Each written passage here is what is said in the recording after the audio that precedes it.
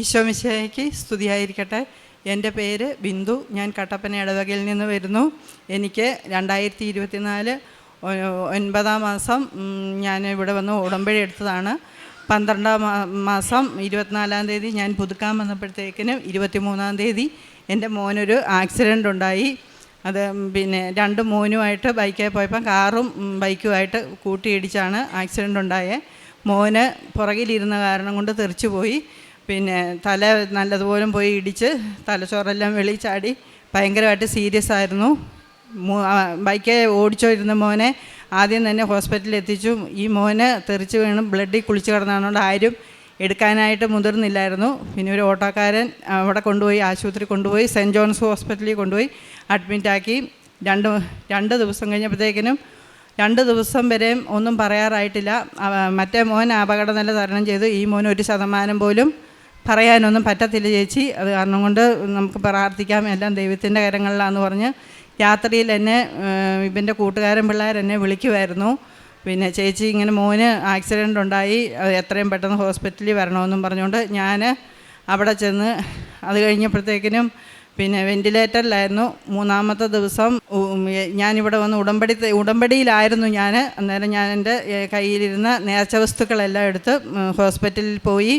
പിന്നെ ഇവന് 3-ാമത്തെ ദിവസം എൻ്റെ ആങ്ങളയുടെ ഭാര്യ ഇവിടെ വന്ന് അച്ഛനെ കാണുകയും അച്ഛൻ പറഞ്ഞു ഫോട്ടോ എടുത്ത് പേപ്പർ തരണമെന്ന് പറഞ്ഞു. ഫോട്ടോ എടുത്ത് പേപ്പർ പ്രിൻ്റ് ചെയ്ത് അച്ഛനെ കണ്ട് അച്ഛൻ അത് കൈവച്ച് പ്രാർത്ഥിച്ച് തൈലം പൂശി കൊണ്ടുവന്ന് പിന്നെ കാശുരൂപവും പിന്നെ കൊന്തയും തന്ന് വെഞ്ചേച്ച് അത് ഇവൻ്റെ തലവെണ്ണയുടെ അടിയിലും വെച്ച് പ്രാർത്ഥിച്ചു.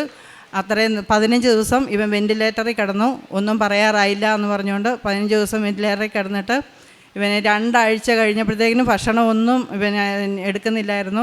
2-ാമത്തെ ആഴ്ച ഡോക്ടർ പറഞ്ഞു ഒരു ശകലം കടിഞ്ചായ തരാമോ എന്ന് ചോദിച്ചപ്പോഴത്തേന് പിന്നെ നേർച്ച വസ്തുവിൽ തൈലം ഞാൻ ഇവനെ കാണാൻ എന്നെ മാത്രമേ കയറ്റത്തുള്ളായിരുന്നു. അവിടുന്ന് ഞാൻ ഇവൻ്റെ പെരുവിരൽ മുതൽ ഇവൻ്റെ തല വരെ ഞാൻ തൈലം തൊട്ട് വിശ്വാസ പ്രമാണം ചൊല്ലി പ്രാർത്ഥിച്ചായിരുന്നു. അത് കഴിഞ്ഞപ്പോഴത്തേക്കിനും പിന്നെ ഇവനെ കടിഞ്ചായ ചോദിച്ചപ്പോഴത്തേക്കിനും അതിനകത്ത് തേനും പിന്നെ തേനിട്ട് കൊടുത്തു. അത് കഴിഞ്ഞപ്പോഴത്തേക്കിനും അത് കഴിഞ്ഞ് ഇതിന് തുടരെ 250 മില്ലി വെച്ച് വെള്ളം പോലെ ഭക്ഷണമാക്കി അരച്ച് ട്യൂബിൽ കൂടെ മൂക്കിൽ കൂടെ കൊടുക്കുന്നുണ്ടായിരുന്നു. അന്നേരപ്പോഴത്തേക്കിനും പിന്നെ ഇവന് പിന്നെ അതിനകത്ത് ചോറരച്ചും പിന്നെ റാഗിപ്പൊടിയും അതും ഇതുമെല്ലാം ഇവർ പറഞ്ഞ പ്രകാരം എല്ലാം അരച്ച് പേർക്ക് കൊടുത്തതിനകത്തെല്ലാം തേനും ഉപ്പും ചേർത്ത് പിന്നെ മകന് കൊടുത്തു. പിന്നെ എന്നൊന്നു പറഞ്ഞ പോലെ പ്രത്യക്ഷകരണ പ്രാർത്ഥനയും വിശ്വാസ പ്രമാണവും ചൊല്ലി ഞാനിവനെ പ്രാർത്ഥിച്ചതിൻ്റെ ഫലമായിട്ട് ഇവൻ 15 ദിവസം വെൻറ്റിലേറ്ററിൽ കിടന്നെങ്കിൽ ഒരു സൈഡിൽ സ്കള്ള് മാറ്റി വെച്ച് ലാബിൽ വെച്ചേക്കുമായിരുന്നു. 15 ദിവസം കഴിഞ്ഞപ്പോഴത്തേക്കിനാണ് അത് ഇവനെ കണ്ണ് തുറക്കത്തില്ലായിരുന്നു. ഡോക്ടർ പറഞ്ഞു 1000-ൽ ഒരാൾക്കൊക്കെ ഇങ്ങനെ സ്കള്ള് മാറ്റി വെച്ചേച്ച് കണ്ണ് തുറക്കാതിരിക്കത്തുള്ളൂ. ഇവനെ സംബന്ധിച്ച് പിന്നെ അങ്ങനെയൊന്നും വരാൻ ചാൻസ് ഇല്ല, ഇവൻ ചെറുപ്പമല്ല എന്നൊക്കെ ഓർത്ത് ഞാൻ എന്നിട്ട് മാതാവിനെ കൈവിട്ടില്ല. ഈശോയെ ഒരു പ്രാവശ്യമെങ്കിലും മാതാവിൻ്റെ അടുത്ത് ഞാൻ വന്നതല്ലേ, എൻ്റെ കൊച്ചിനെ കൈവിടല്, അവൻ്റേതായ കാര്യങ്ങളിലെല്ലാം അവൻ തന്നെ ചെയ്യാനുള്ള രീതിയിൽ എനിക്ക് എൻ്റെ കൊച്ചിനെ തരണേ എന്ന് പ്രാർത്ഥിച്ചു.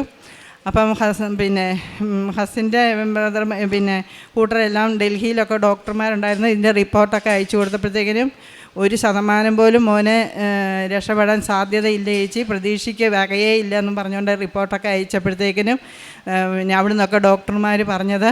അത് കഴിഞ്ഞപ്പോഴത്തേക്കിനും അന്നേരം ഞാൻ മാതാവിനെ മാത്രം കൈവിടാതെ കണ്ട് ഞാൻ പ്രാർത്ഥിച്ചതിൻ്റെ ഫലമായിട്ട് 15 ദിവസം കഴിഞ്ഞപ്പോഴത്തേനും അവനെ വെൻറ്റിലേറ്ററിൽ നിന്ന് എടുത്ത് റൂമിലേക്ക് വന്ന് പിന്നെയും 15 ദിവസം പിന്നെയും കൂടെ കിടന്നപ്പോഴത്തേക്കിനും ഇവൻ കണ്ണ് തുറക്കാതെ വന്നപ്പോഴത്തേക്കിനും പിന്നെ ഞാൻ മാതാവിനെ കൈവിടാതെ പ്രാർത്ഥിച്ചതിൻ്റെ ഫലമായിട്ട് ഡോക്ടർ ഒരു ദിവസം രാവിലെ പരിശോധനയ്ക്ക് വന്നപ്പോൾ പറഞ്ഞു ചേച്ചി ഇവൻ കണ്ണ് തുറക്കാത്തത് സ്കള്ള് ലാബിൽ വെച്ചേക്കുന്നത് എടുത്ത് വെക്കാത്തതിൻ്റെ ഫലമായിട്ടാണ്, നമുക്ക് എത്രയും പെട്ടെന്ന് ഓപ്പറേഷൻ ചെയ്യാമെന്നും പറഞ്ഞ് 2-ാമത്തെ സൈഡിൽ സ്കള്ളെടുത്ത് വെച്ച് അന്നേരം തന്നെ ഓപ്പറേഷൻ ചെയ്ത് ആശുപത്രിയിൽ നിന്ന് പിന്നെ നല്ല രീതിയിൽ തന്നെ മാതാവിനെ അനുഗ്രഹിച്ച് നല്ല രീതിയിൽ തന്നെ അവിടുന്ന് 38 ദിവസം കഴിഞ്ഞപ്പോഴത്തേക്കും ഡിസ്ചാർജായി.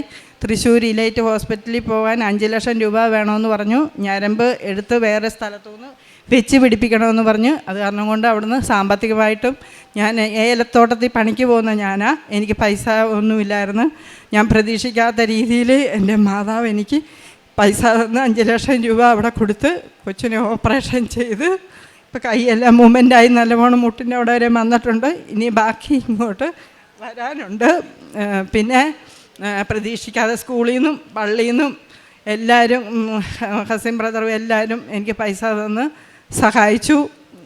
പിന്നെ ഒത്തിരി ഒന്നും കാരുണ്യ പ്രവർത്തികളൊന്നും ചെയ്യാനൊന്നും പറ്റിയില്ല. ഞാൻ വന്ന ആദ്യത്തെ ഉടമ്പടി എടുത്ത് പൂർത്തീകരിക്കുന്നതിന് മുമ്പാണ് എനിക്ക് ഈ ആക്സിഡൻറ്റ് കൊച്ചിനുണ്ടായത്. അത് കാരണം കൊണ്ട് ഇനിയുള്ള ദിവസങ്ങളും എല്ലാം ദൈവത്തിനായിട്ട് സമർപ്പിച്ച് മാതാവിനെ കൂട്ടുപിടിച്ച് ജീവിക്കാനായിട്ടാണ് എൻ്റെ ആഗ്രഹം. മാതാവിനും തിരുക്കുമാരനും 1000 നന്ദി. എനിക്ക് ഇവിടം വരെ എത്തിക്കാനായിട്ട് സാധിപ്പെട്ടത് ഈശോയുടെ പ്രാർത്ഥന കൊണ്ട് മാത്രമാണ്. എനിക്ക് വേറെ ആരോടും മിണ്ടാനായിട്ട് പറ്റത്തില്ലായിരുന്നു. ഞാൻ ബൈബിൾ വായിച്ചു തുടങ്ങിയാണ് ഇവിടം വരെ എത്തിയത്.